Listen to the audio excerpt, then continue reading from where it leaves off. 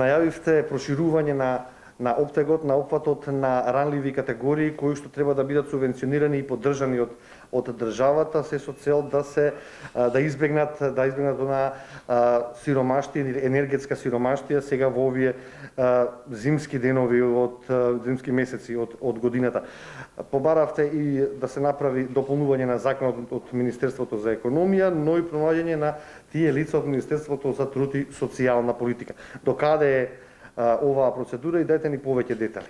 Значи, Регулаторната комисија за енергетика кон крајот на минатата година достави предлог до Министерството за економија како надлежно министерство да донесе програмата за ранливи потрошувачи во соработка со Министерството за труд и социјална политика и со овој предлог побаравме да се зголеми опфатот на ранливи категории на потрошувачи.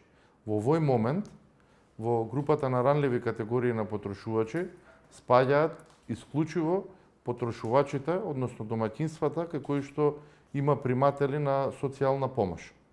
И секој примател на социјална помош си добива 1000 денари во периодот од октомври до март за време на грејна сезона, но заради пандемијата тој период сега е продолжен и трае во текот на целата година.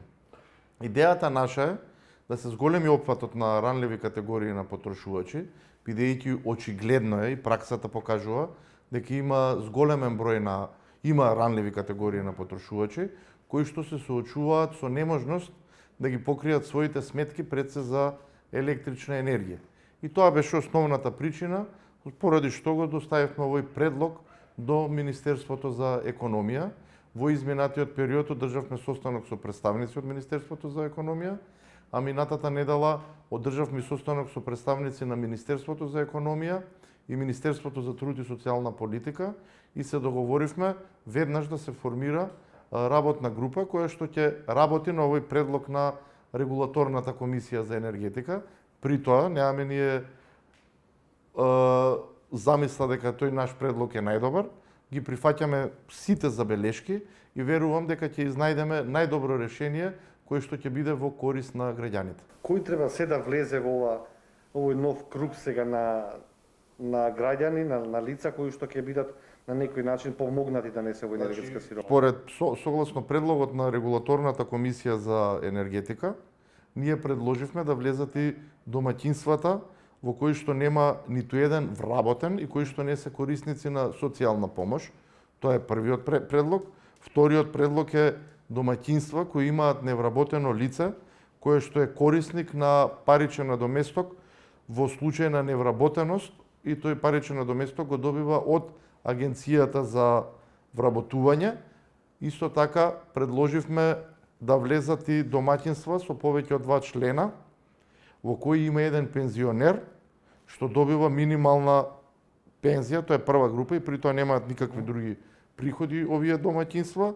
Исто така предложивме и домаќинства со повеќе од 2 члена во кои има само еден вработен со минимална плата, чиј износ се движи во висина на постојана социјална парична помош, зашто веќе бевме известени од Министерството за труд и социјална политика дека нема потреба до објаснување, доволно е со минимална плата. И последната категорија, имајќи во предвид оваа пандемија која што имаме во моментов, предлагаме да влезат и домаќинства кои имаат невработено лице од 1 април 2020 и кој што е корисник на паричен надоместок во случај на невработеност од Агенцијата за вработување кој се движи во висина на социјалната помош сега која што ја примаат граѓаните. Значи тоа е еден поголем опсек.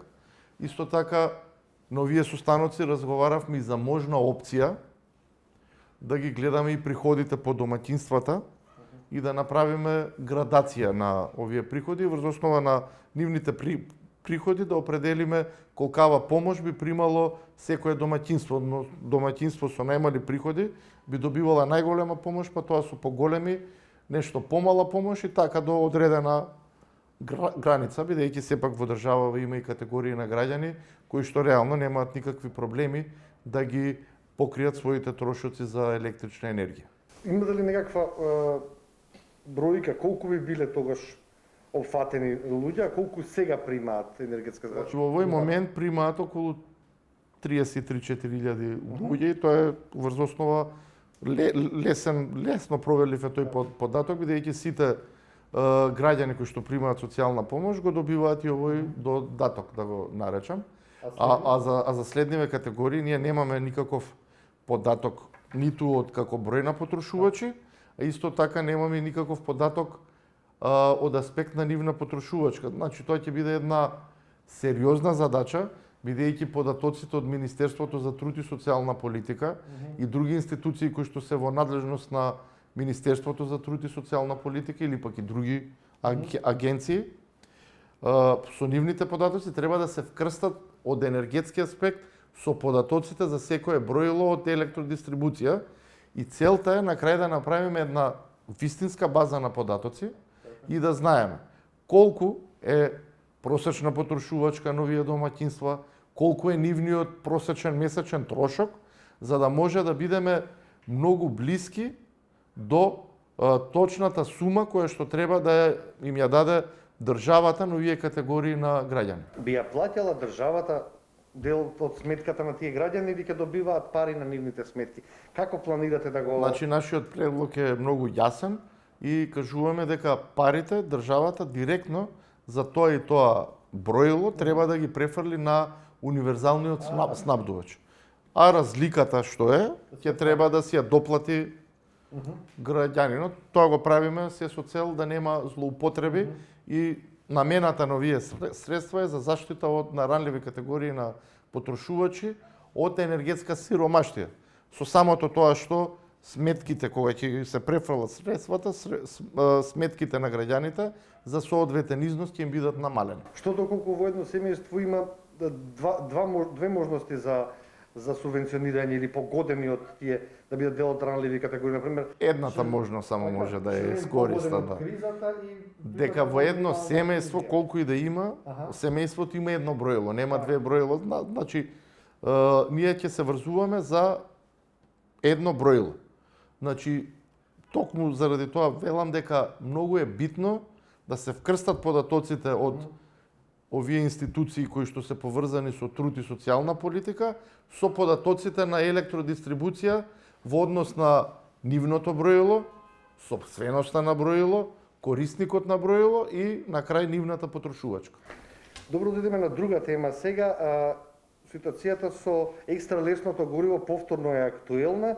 Повторно сега во собранието не поминува тој закон за израмнување на цената, повторно се една дофа, да кажеме, кај оние кои што злоупотребуваат да прават повторно манипулација со овој вид на гориво. Како регулатор ќе постапите тука? Значи, регулаторната комисија за енергетика има јасен став во изминатиот период и ја поддржа уредбата со која што акцизата за екстра лесното гориво се изедначи со акцизата за дизелот. Така. Тоа го баравме поради тоа што увидовме дека има одредени манипулации и некои категории на компании ова екстра лесно гориво го точа и за како дизел. Со тоа имаше намалени приливи во буџетот, но исто така што е уште многу пострашно, овој тип на гориво многу повеќе загадува.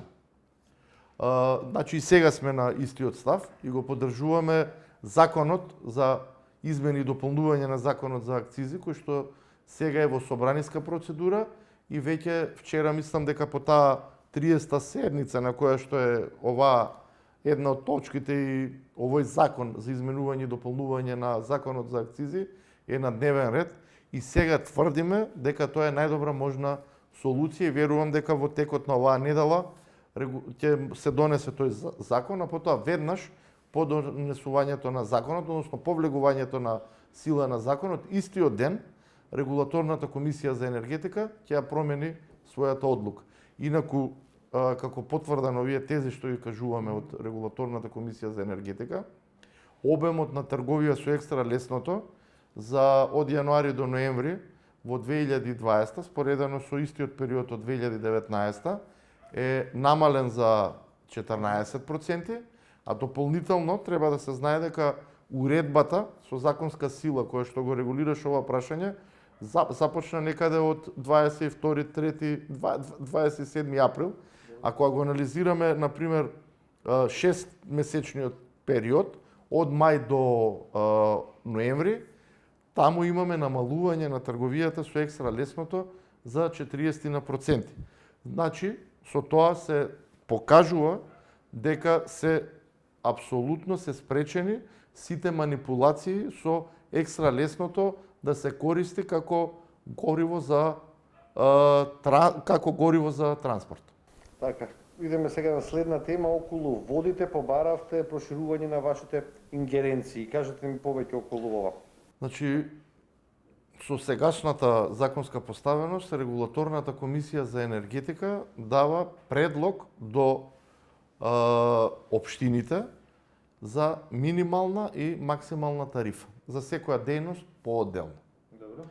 А понатака општините врз основа на оваа наша одлука, односно јавните комунални предпријатија, изготвуваат свој предлог кој што треба да го достават до советите на општините на одобрување.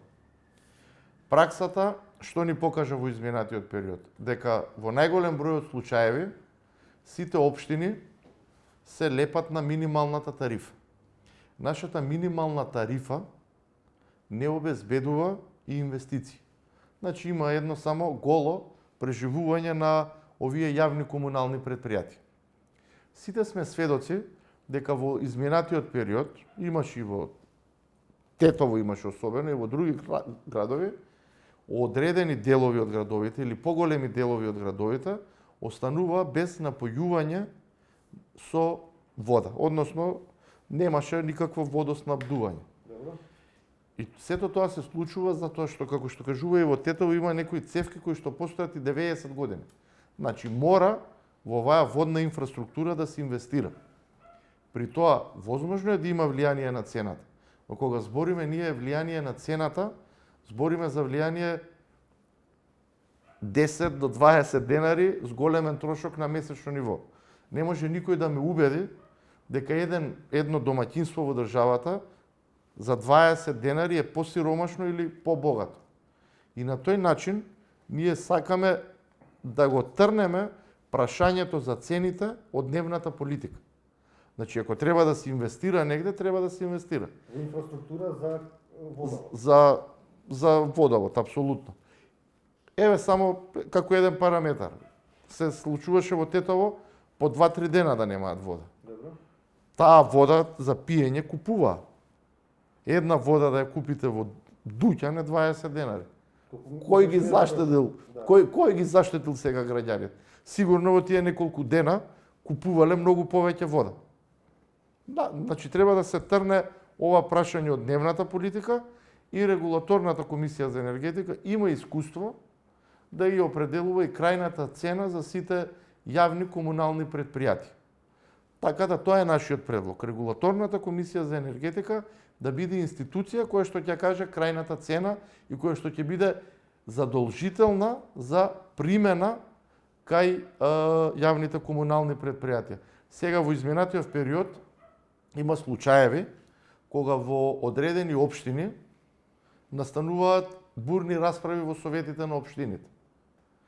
И сега се вклучуваме и ние, и се не известуваат од советите на општините, и ние збориме за поскапување од 3, 5, 7 денари на месечно ниво.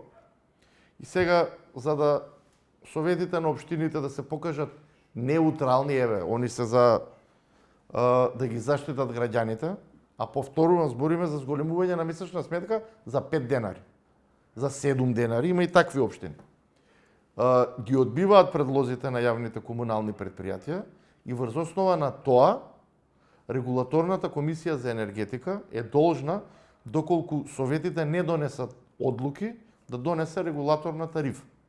Сега веќе неколку општини бараат од Регулаторната комисија за енергетика да донесе регулаторна тарифа. Значи, горе-доле веќе и во општините бегаат од оваа тема, условно кажано секогаш го бараат виновникот кај Регулаторната комисија за енергетика. А ние не се плашиме од одговорност. Јас велам кога збориме, ако има зголемување, ќе биде максимум 20 денари на месечно ниво. Во каква состојба е инфраструктурата за вода? За жал во тој дел ние немаме големи ингеренции. Ние во делот на водната во водната инфраструктура имаме надлежност само да носиме одлуки за тарифи. И толку. Немаме како во енергетиката дели за квалитет. Така. Немаме никакви ингеренции за права на потрошувачи, немаме во тој дел никакви ингеренции. Нашата надлежност завршува до носењето на тарифите. Да. Господин Беслиновски, со оваа информација ќе го завршиме денешниот разговор. Интересна, не испровоциравте во Алсат да продолжиме како дневна тема, па за доколку не требаат повеќе информации, повторно ќе ве контактираме. Ви благодарам.